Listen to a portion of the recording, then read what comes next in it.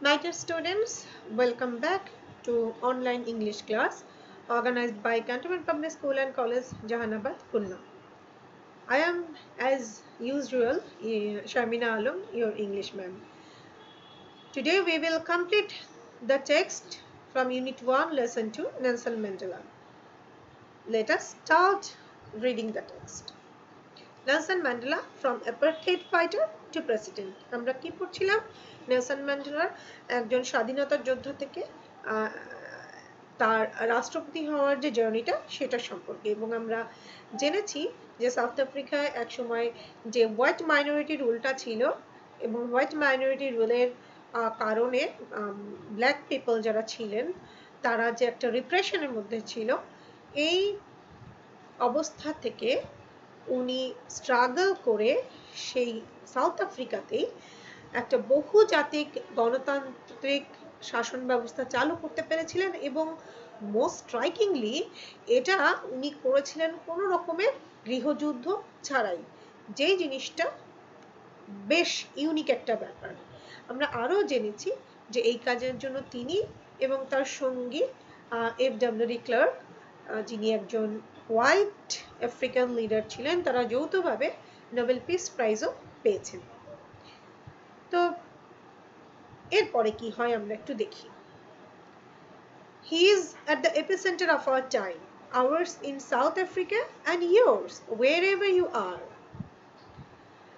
তিনি আমাদের সময়কার মধ্যমণি। সেটা আমাদের সাউথ আফ্রিকার জন্য যেমন প্রযোজ্য, তেমনি তোমরা যে প্রান্তরেই থাকো না কেন, তোমাদের সবারই যেন মধ্যমণি উনি। এই কথাটা বলেছেন নাদিন গোল্ডমিয়ার, যিনি একজন South African writer and Nobel laureate for literature. Once he remarked it, ঠিক আছে, যে উনি শুধু আমাদের সাউথ আফ্রিকারই নেতা না, তিনি যেন পৃথিবীর মানুষ যে যেখানেই আছে সবারই যেন উনি নেতা। The years Mandela spent behind bars made him the world's most celebrated political prisoner. যে সময়টা উনি জেলখানায় ছিলেন, ওই সময়টাতে যেন পৃথিবীর সব থেকে বেশি সমাদৃত একজন রাজবন্দী হিসেবে তিনি ছিলেন। And a leader of mythic stature of millions of black South Africans and other oppressed people far beyond his country's border. এবং যেন কোনো মিথিক্যাল ক্যারেক্টার, মিথোলজির কোনো ক্যারেক্টার যেন উনি ছিল, সেটা শুধু সাউথ আফ্রিকার লাখো লাখো কালো জনগণের জন্যই না, বরং তার দেশের বর্ডার থেকে, তার দেশের ভৌগোলিক সীমানা থেকে দূর দূরান্তে যত নিপীড়িত, বঞ্চিত, অধিকার বঞ্চিত লোকজন আছে, তাদের সবার কাছেই তিনি দেবতুল্য কেউ ছিলেন। Charged with capital offences in the 1963 Rivonia trial, his statement from the dock was his political testimony.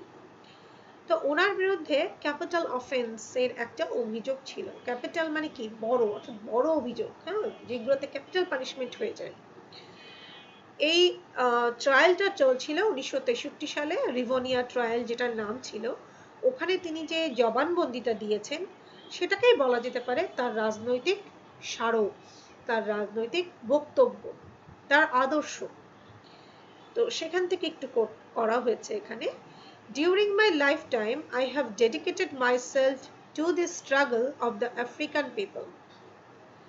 জীবনভর আমার পুরো জীবনটা আমি ত্যাগ করেছি, আত্মনিয়োগ করেছি, আত্মত্যাগ করেছি আফ্রিকান মানুষদের জন্য সংগ্রাম করে। আমার পুরো জীবনটাই হচ্ছে আফ্রিকান মানুষদের সংগ্রামের জন্য আত্মনিয়োগ করা। I have fought against white domination and I have fought against black domination. এইটা কিন্তু ইন্টারেস্টিং পার্ট।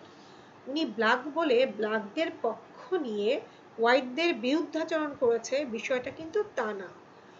ওনার যুদ্ধ ছিল সব ধরনের অধীনস্থতার বিরুদ্ধে। সেটা এই অধীনস্থতা যদি হোয়াইটরা ঘটায়, বৈষম্য যদি হোয়াইটরা ঘটায়, সেটার বিরুদ্ধেও যেমন ওনার অবস্থান, এই একই অপরাধ যদি কোনো ব্ল্যাক ঘটায় সেক্ষেত্রেও তার অবস্থান একই। অর্থাৎ গায়ের রং বা ব্যক্তির বিরুদ্ধে তার অবস্থান না, তার অবস্থান হচ্ছে বৈষম্যের বিরুদ্ধে। এই বিষয়টা কিন্তু খুব ইম্পর্টেন্ট এবং তোমরা মাথায় রাখবে। I have cherished the ideal of a democratic and free society in which all persons live together in harmony and with equal opportunities. আমি আকাঙ্ক্ষা করে এসেছি, স্বপ্ন দেখে এসেছি একটা আদর্শ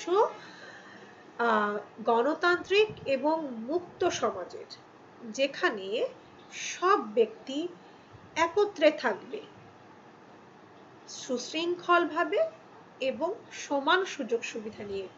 ব্ল্যাক নাকি হোয়াইট, ইট ডাজন্ট ম্যাটার, তারা একত্রিত হয়ে থাকবে, শান্তিপূর্ণ সহাবস্থানে থাকবে। এরকম একটা সমাজেরই স্বপ্ন আমি জীবনভর দেখেছি। হি টোল্ড দ্য কোর্ট, এই কথাটা তিনি যখন আদালতে তার ট্রায়াল হচ্ছিল তিনি বলেছেন। It is an ideal I hope to live for and to achieve.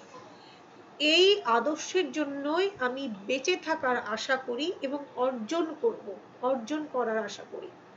But if needs be, it is an ideal for which I am prepared to die.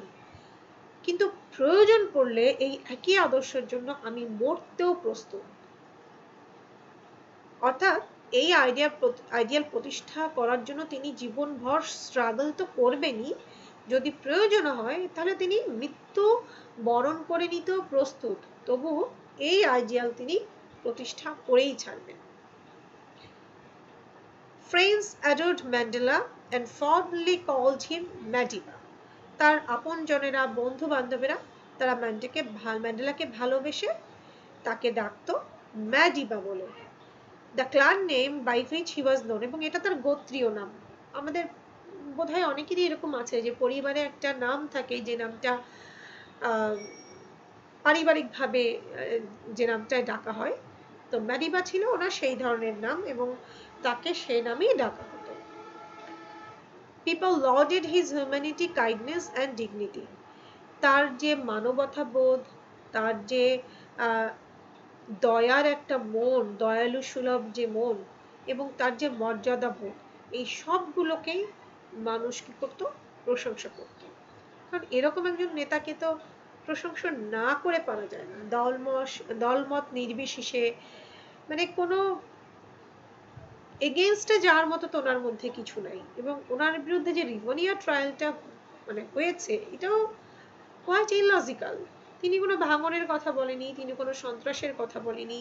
All he wanted to do is to establish peace and harmony in the society, justice and equality, এগুলো নিয়েই তো তিনি কথা বলেছেন। So তার বিরুদ্ধে case হওয়া, তাকে 30 বছর কারাগারে আটকে রাখা, this is quite absurd. কিন্তু দেখো এই 30 বছর উনি কিন্তু ধৈর্যচ্যুত হন নাই। 30 বছর জেলখানা থাকার পরে, 30 বছর একটা মানুষ জেলখানা থাকা মানে তার জীবনে আর থাকলো কি? কিছুই কিন্তু থাকলো না। তিনি কি ধৈর্যচ্যুত হয়েছেন? তুমি হলে কি করতে? আমি হলে কি করতাম? 5-7 বছরেই ক্লান্ত হয়ে যেতাম, দিয়ে বলতাম উফ আমি আর পারছি না, আমি জেল থেকে বেরোবো। মহৎ ব্যক্তিদের লাইফ স্টোরি এই জন্যই শুনতে হয়। টেক্সটের শুরুতে আমি কনফুসিয়াসের একটা কথা বলেছিলাম না?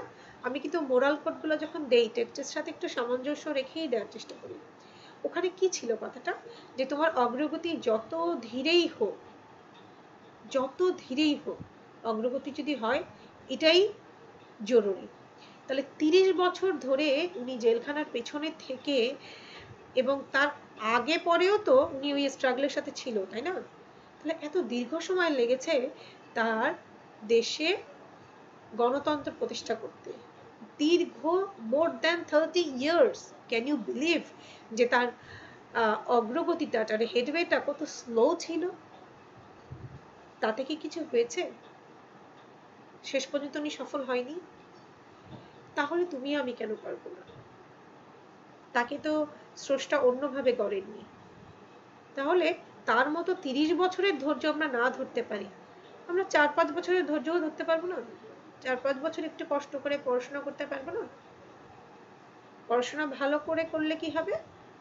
মানে স্ট্রাগল তো আজীবনে করতে হবে। ইটস নট দ্যাট যে আমি তোমাদেরকে একটা সুখ স্বপ্ন দেখাবো যে এই 5 বছর 6 বছর লেখাপড়া করো তারপরে আরামই আরাম। Not that. এখন বরং আরামে আছো। যতদিন স্টুডেন্ট লাইফ আছে ততদিনই বরং আরামে আছো। স্টুডেন্ট লাইফ শেষ, আরামের দিনও শেষ। তো যেহেতু এখন আরামে আছো সেহেতু ওই ভবিষ্যতে যে স্ট্রাগলের দিনগুলো আসছে তখনের জন্য প্রস্তুতির নেয়ার জন্য মানে নিরিবিলি সময় এটাই। এখন যদি স্ট্রাগল করো, এখন যদি চেষ্টা করো, ওই সত্যিকারের স্ট্রাগলের জীবন যখন আসবে তখন স্ট্রাগলটা একটু কম হবে। আর এখন যদি বেশি আরাম করো, তারপরে চুলে রং মেখে ঘুরে বেড়াও, পড়াশোনা না করো, তাহলে এখন তো বাপের হোটেলে আরামই করছো, পরে যে কি ধরাটা খাবা অকল্পনীয়। তো ভালো করে পড়াশোনা করতে হবে, রেগুলারিটি মেনটেন করে পড়াশোনা করতে হবে, ধৈর্যের সাথে পড়াশোনা করতে হবে। তারপরে দেখা যাবে এক এক করে সব অবস্টেকেল আমরা পার হয়ে ঠিকই একদিন জয়ী হতে পারবো। তো with this note we end the text. Now we will talk about the question I have given. Why Mandela remained as one of the world's most revered public figures? It's a model answer. It's not necessary that you have to write exactly the same. তোমার স্বাধীনতা আছে তোমার মতো লেখার। আমি যেটা দিচ্ছি সেটা একটা মডেল। যে নিজে তৈরি করতে পারোনি সে এখান থেকে দেখে শিখে নিবা যে কি করে লিখতে হয়। তুমি চাইলে উত্তরটা লিখেও নাও। আর পরীক্ষার খাতায় তুমি কি উত্তর লিখবে সেটা আপ টু ইউ। তুমি নিজে থেকে যদি লেখো আই উইল অ্যাপ্রিশিয়েট মোর। আমারটা মেমোরাইজ করা বা নোটবুকটা মেমোরাইজ করার থেকে আমি অ্যাপ্রিশিয়েট করবো যদি তুমি নিজে লেখো। একটু ভুল হোক তবু নিজে লেখো। Mandela was imprisoned for nearly 3 decades for his fight against white minority rule. He never lost his resolve to fight for his people's emancipation. He could successfully bring down apartheid, avoiding a civil war. তাহলে সবগুলো অর্জন কিন্তু এখানে দেওয়া, সবগুলো struggle কিন্তু দেওয়া, যে 30 বছর ধরে হোয়াইট মাইনরিটি রুলের বিরুদ্ধে তিনি সংগ্রাম করেছে, এই যুদ্ধ কখনোই থামাননি এবং বেশ সফলভাবেই কোনো রকম গৃহযুদ্ধ ছাড়াই তিনি গণতন্ত্র প্রতিষ্ঠা করতে পেরেছে, দাসত্বকে সরিয়ে দিতে পেরেছে। এই কারণগুলোর জন্য for this Mandela remain as one of the world's most revered public figures. অর্থাৎ তার সংগ্রামগুলো তুলে ধরে তোমাকে একটা কনক্লুশনে আসতে হবে। এটা ছিল first question. And the second question was why Mandela is called as an icon of peace and reconciliation. মূল কথা কিন্তু দুইটা প্রশ্নেরই এক, মূল কথা এক, একটু ডিফারেন্ট করে একটু গুছিয়ে লেখা। কেন পিস অ্যান্ড রিকনসিলিয়েশনের আইকন তাকে বলা হতো? দেখো, Nelson Mandela guided South Africa from the shackles of apartheid to a multiracial democracy. He came to represent the struggle for justice around the world. That is why Mandela is called as an icon of peace and reconciliation. Nelson Mandela South আফ্রিকাকে দাসত্বের শেকল থেকে বহুজাতিক গণতন্ত্রের দিকে নির্দেশনা দিয়েছেন এবং সারা বিশ্বে ন্যায় বিচারের যে সংগ্রাম সেটার প্রতিনিধিত্ব তিনি করেছেন। এ কারণেই তাকে শান্তি এবং সৌহার্দ্যের, শান্তি এবং পুনর্মিলনের প্রতীক হিসেবে দেখা যায়। তো this was all about the text. Let us end here. See you in the next class with some new text. Thank you. Take a good care of yourself and do some studies.